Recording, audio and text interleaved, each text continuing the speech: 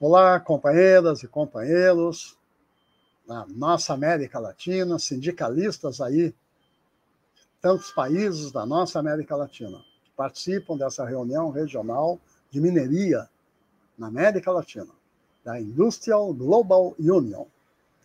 Minha palestra se propõe contribuir a se pensar na situação atual e as perspectivas para os trabalhadores do setor mineral na nossa região. Agora, para se pensar no presente e no futuro, é interessante pensar um pouco no passado. É a primeira vez que estou falando com vocês. Eu considero sempre muito importante se olhar o que nós temos de comum. Como que nós, trabalhadores da América Latina, temos muito em comum. Nós temos em comum algumas coisas do nosso passado. Eu vou sempre estar pedindo para o nosso web designer, Marcos, que, por favor, Marcos, apresente o mapa. Aí. Esse mapa, ele tem a ver com uma tectônica de placas. É uma questão da área da geologia, mas que é muito importante porque é um passado comum nosso. É um passado de 200 milhões de anos. E que ainda tem grandes consequências nos dias de hoje. Podem ter certeza. Porque essa movimentação da placa de Nazca ao colidir com a placa aí da América do Sul, inclusive, ela tem um fenômeno que se chama de subducção. Vai por baixo, a placa de Nazca por baixo dessa placa da América do Sul, e se forma a Cordilheira dos Andes, e vulcões e terremotos que são tão comuns nessa região. E tudo isso no Oceano Pacífico. E no Oceano Atlântico, nós temos a placa africana, que se separa da placa sul-americana lá no meio do Mar Atlântico, que é uma dorsal atlântica. Bem, essa situação, ela criou condições, tanto da geologia como dos bens minerais diferenciados. Eu gostaria, de uma forma bem rápida também, nesse aspecto aí, desse conhecimento geológico, que seja o Google, seja professores das universidades, das escolas, geólogos, profissionais, engenheiros de minas, né, que podem levantar esses aspectos que são tão importantes para o conhecimento da mineração. Uma grande parte dos geólogos e engenheiros de minas, eles estão totalmente defendendo simplesmente o interesse empresarial. Mas muitos não. Muitos são pessoas que têm uma visão muito, muito próxima, muito clara, seja das esquerdas em geral, por esses nossos países, seja da luta dos trabalhadores. E é muito importante esse conhecimento também, que aí o segundo mapa, Marcos, por favor, que são das rochas. Quer dizer, aquela movimentação da tectônica de placas, há 200 milhões de anos atrás, ela reorganiza também, e tem uma apresentação dos tipos de rochas que nós temos no nosso continente. América do Sul, América Central e no mundo inteiro. Mas, no caso, estamos falando da América do Sul. São os tipos de rochas. Esses tipos de rochas é onde estão associados os bens minerais. As minas estão associadas a esses tipos de rochas. E também, muitas vezes, as características do tipo de mina, seja céu aberto, seja subterrânea, seja em leito de rio, quando são rochas mais sedimentares, mais atuais, e muitas vezes trazendo substâncias minerais que podem acarretar problemas de saúde para os mineiros.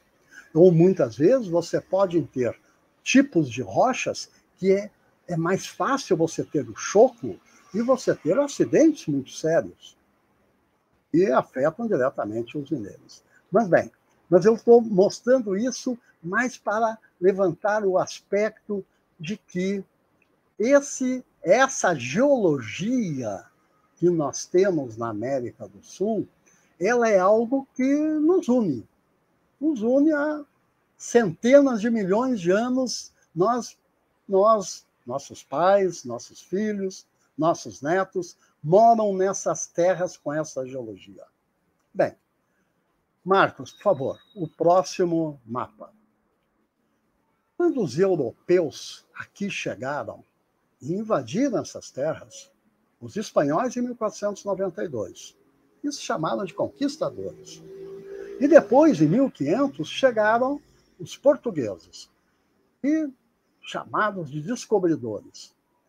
Lá no norte, aquela colônia que fica na América do Norte, eles chegaram lá e se chamaram de colonizadores.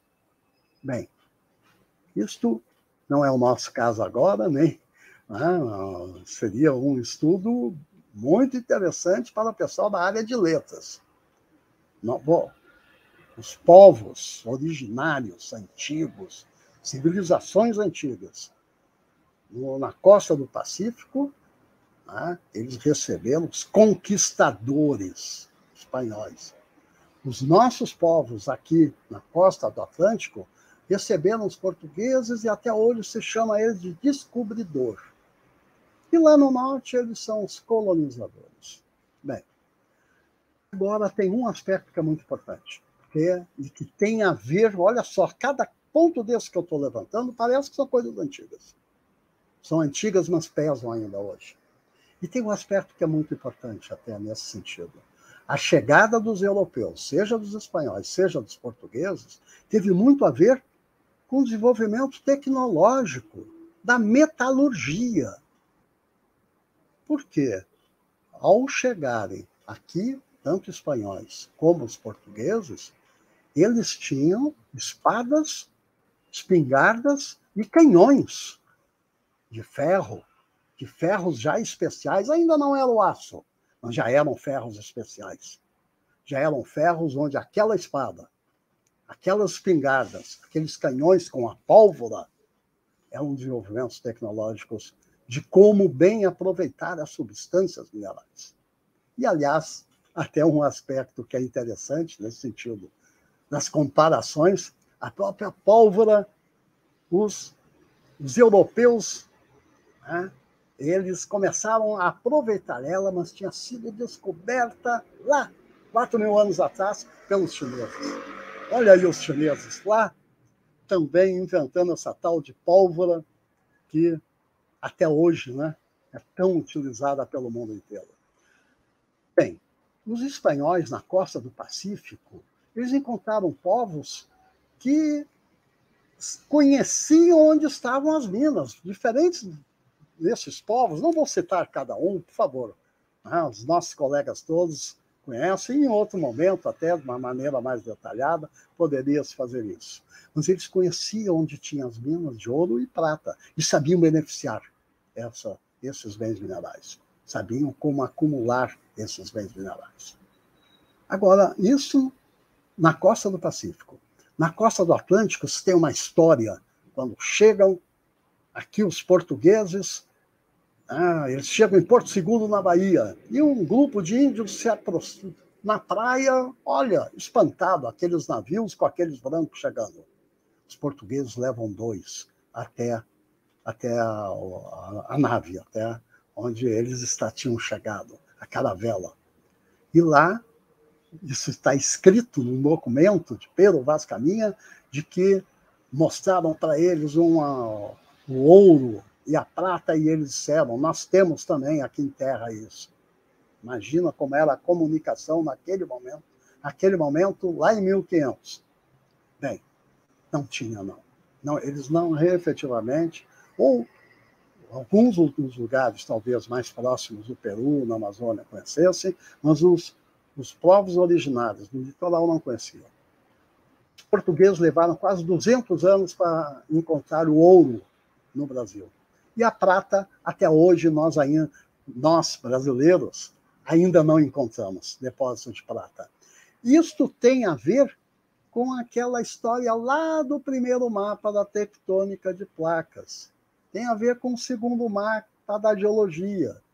Tem a ver com esses movimentos geológicos que permitem a geração de depósitos minerais em alguns lugares e não em outros. Quer dizer, ao se discutir a política mineral, é necessário também se conhecer um pouco esta base do que está por baixo desses nossos pés. Hoje, tanto a América Central como o Sul, nós temos, e México, América do Norte, nós temos grandes produtores, nós temos minas que produzem uma grande quantidade de ouro, de prata, de cobre, de ferro, de níquel, de zinco, de chumbo, de alumínio, de lítio, de carvão mineral e muitos outros, metálicos, né? Substâncias minerais metálicas, substâncias minerais industriais, gemas, sejam esses bens minerais tradicionais ou novos materiais. O próximo mapa, por favor, Marco, por favor, coloca o próximo, onde é um simples mapa, vocês desculpem, viu? Porque eu tive pouquíssimo tempo de preparação dessa palestra e eu me comprometo, viu, companheiros e companheiras, tá? Se houver interesse de escrever alguma coisa, e eu vou estar ao vivo, presente, para responder o que for necessário e detalhar um pouco mais. Mas esse mapa mostra um pouco essas riquezas, de uma maneira muito simplificada. Bem, de qualquer forma, eu gostaria de levantar alguns aspectos aqui quanto a esta mineração na América Latina. E que tem um aspecto que é mundial. Pode retirar o mapa, Marco, por favor. A indústria mineral, ela acompanha a economia mundial. E cada vez mais é uma atividade financeira globalizada para as commodities minerais. Em especial, para aquelas do setor siderúrgico. Nós, no setor mineral, sempre tivemos dois grandes pés na mineração no mundo. Um é o pé siderúrgico, são os metálicos. O outro pé é o pé cimenteiro, é o pé da construção civil, do calcário, dos agregados.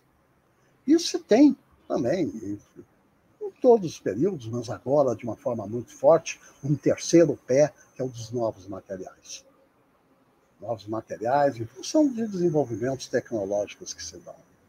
Nós temos hoje também um aspecto que afeta muito as políticas minerais, também, todo um avanço muito grande nos últimos 15, 20 anos do neoliberalismo. Essa forma econômica de como trazer para o mercado mundial, as bolsas de valores e contratos, mas baseado em grandes negócios mundiais, essas cadeias produtivas que iniciam na mina, vão para a transformação, vão para a fabricação do produto e vão para o comércio. É do supermercado à mina. São grandes grupos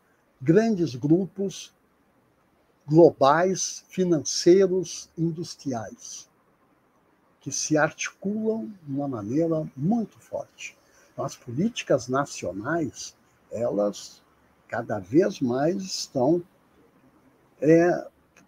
esses grupos, eles procuram nos seus países e se fortalecendo nesse momento com políticas de direita, como o caso típico do Brasil, e não vou citar outros países, tantos outros países, infelizmente, com políticas de direitas antissindicais, que servem como pano de fundo da atuação desses empresários para ganhar cada vez mais.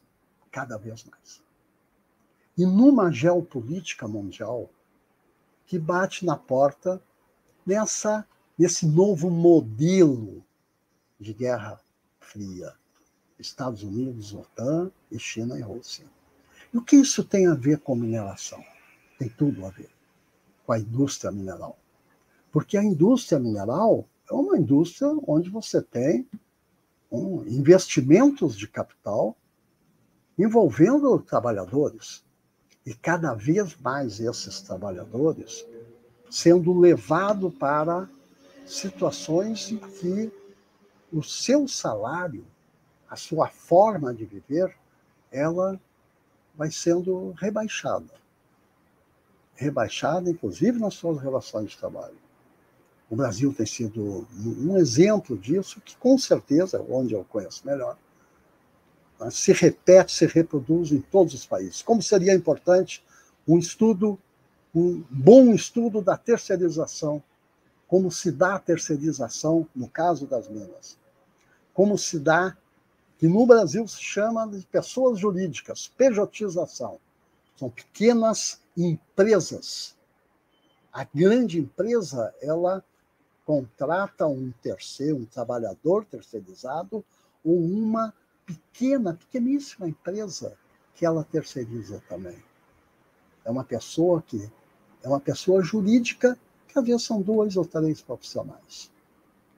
Então, essas novas formas de trabalho, e ainda mais com todo esse campo de uso de 4.0, todos esses novos formatos que se dão. Isso acarretando o desemprego, problemas muito sérios de saúde e segurança para os trabalhadores, porque as legislações trabalhistas não cobrem essas relações. Então, esses aspectos que eu levantei, a indústria mineral acompanhando a economia mundial, né? Essa forma globalizada, financeira, industrial, comercial. Isso, em especial para as commodities minerais, mas não é só para as commodities, em geral. Essa geopolítica mundial em que você tem uma disputa de Guerra Fria, em que, com grandes compradores, isso é um aspecto diferenciado da outra Guerra Fria que tivemos após a Segunda Guerra Mundial, porque nós temos como grande comprador tanto os Estados Unidos como a Europa, a OTAN, como também a China, como também a Rússia. Todos eles, aliás, grandes compradores, grandes produtores. E isso repercutindo sobre nós. Agora, aí nós entramos numa questão que tem sido muito discutida por todos, que é a questão dos novos materiais, dos bens minerais estratégicos e críticos, a questão da energia verde em relação a energia produtora de CO2. Nós temos que caminhar para a economia verde, pode ter certeza, para a energia verde. Pode ter certeza que é um dos maiores dos negócios do mundo. É necessário, sim. Como é necessário que os trabalhadores se alinhem também na luta por uma energia verde. E essa energia verde, ela, obviamente, dá um exemplo do Brasil. Poderia, com certeza, a Colômbia aí conhece muito mais os companheiros colombianos, essa situação. No Brasil, nunca se passou uma produção de carvão mineral de 15 milhões. Hoje, o uso do carvão mineral é 5 milhões de toneladas ano. 5 milhões. 5 milhões de toneladas, desculpa. Isso, o carvão mineral no Brasil é 2% da energia. E a política é de fechamento das minas brasileiras. Estados Unidos hoje só consome, baixou muito. Passou de 1 bilhão e 200 para só 700 milhões. A China continua produzindo uns 2 bilhões e tanto de carvão mineral. Precisamos, sim, caminhar no sentido de reduzir a produção do CO2, mas nós temos que ter uma posição parecida com a da China e da Rússia, lá na COP26, lá na COP6, desculpa. Que foi o seguinte, nós vamos ter prazos, sim, mas os prazos são os nossos. É como nós. No caso dos minerais combustíveis, são os nossos. Temos que reduzir, sim, mas as políticas são nossas. E aí eu retornando um pouco, entrei um pouco aí na questão, né, dessa questão do aquecimento, que é um problema muito sério, mas o problema maior da Amazônia não é o aquecimento global. É a destruição que se dá por toda uma política errada de grandes empresários e muitas vezes de gangues.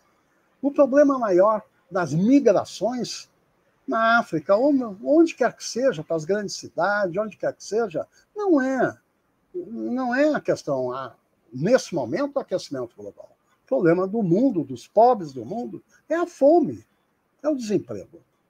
Os mineiros do mundo, os mineiros da América Latina, precisam se unir e muito em função desta luta contra a pobreza, o desemprego, e que se lute por uma qualidade de vida maior. Contra o aquecimento global também. Transição justa é correta, tem que ser feita, mas uma transição justa que veja em primeiro lugar o trabalhador. Muito obrigado, até logo para vocês. Vamos nos ver, vamos continuar conversando. Tchau.